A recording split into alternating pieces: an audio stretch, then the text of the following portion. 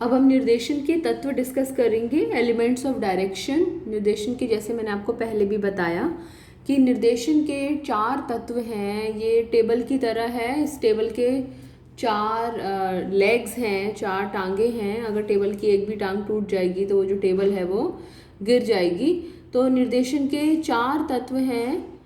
कौन कौन से? असपने, असपने, अभिप्रेरणा, संप्रेषण, पर्यवेक्षण और नेतृत्व। इसे नोट डाउन कर लीजिए चारों तत्वों को।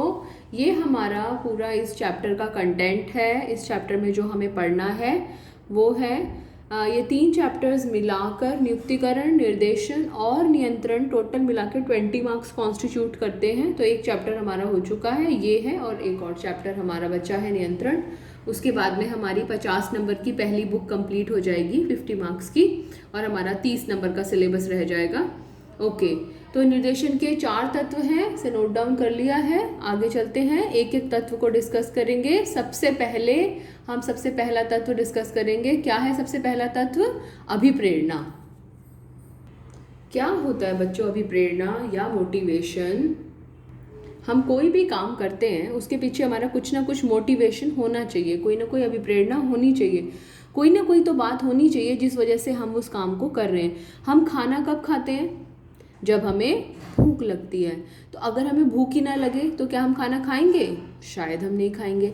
तो खाना खाने के पीछे भूख हमारा मोटिवेशन है, उस भूख को शांत करना हमारा मोटिवेशन है। हम पढ़ाई क्यों करते हैं? ताकि हम पास हो सके, अच्छे मार्क्स ला सकें, लाइफ में कुछ बन सके।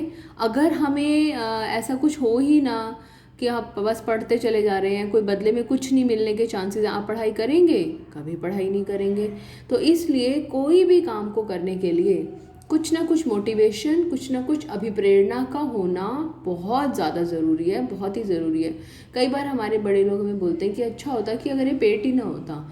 मतलब उनके पेट ना होने से मतलब होता है कि हमें भूख ही ना लगती होती। यदि हमें भूख ही ना लगती होती तो शायद बहुत सारे लोग कुछ काम ही ना करते होते। तो हम क्या लेटे रहते, बैठे रहते, क्या करते हो, हमारा अस्तित्व क्या होता?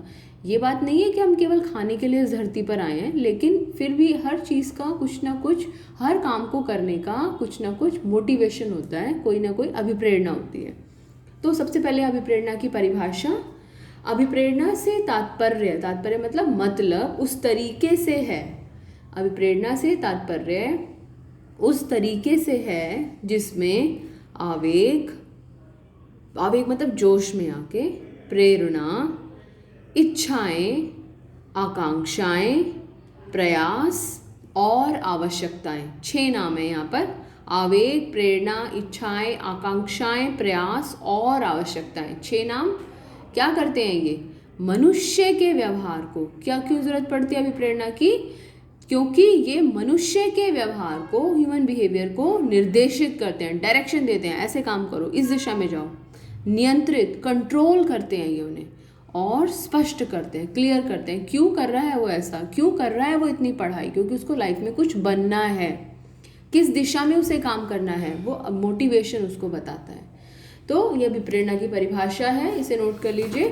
समराइज कर सकते हैं, समझ सकते हैं क्या मतलब? उस तरीके से है जिसमें ये 6 चीज़ें, क्या क्या 6 चीज़ें? आवेग, प्रेरणा, इच्छाएं, आकांक्षाएं, आवश्यकता और प्रयास। ये 6 चीज़ें क्या करती हैं? ये क्या करती हैं?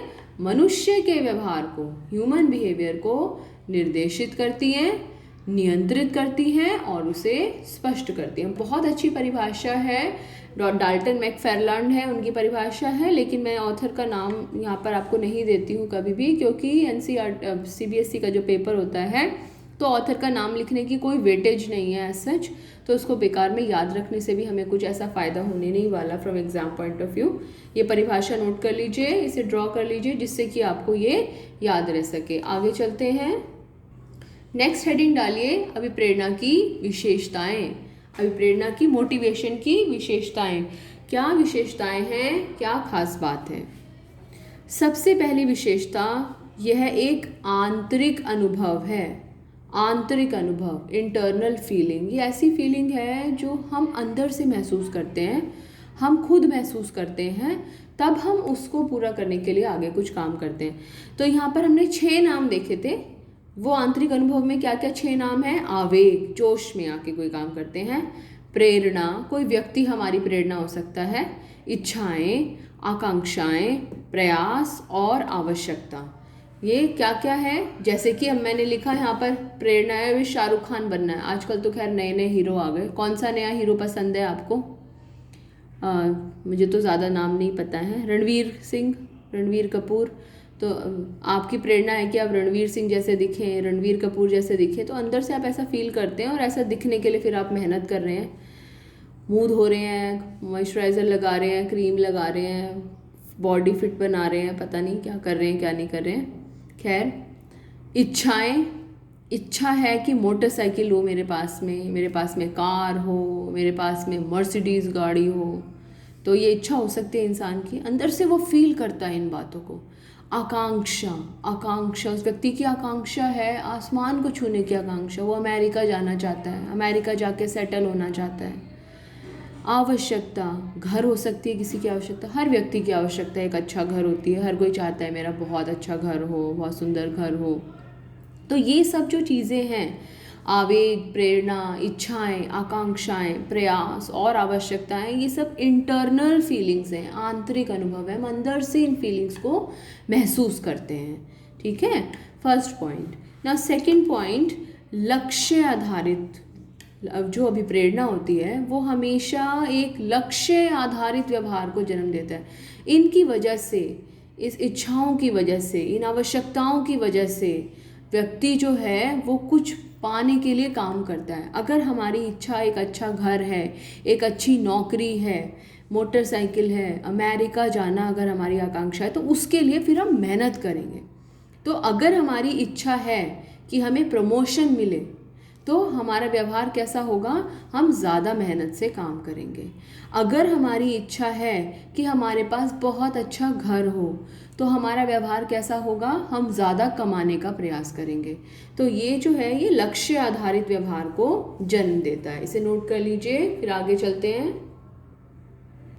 अभिप्रेरणा की तीसरी विशेषता है कि यह सकारात्मक और नकारात्मक दोनों हो सकता है। सकारात्मक पॉजिटिव, नकारात्मक नेगेटिव।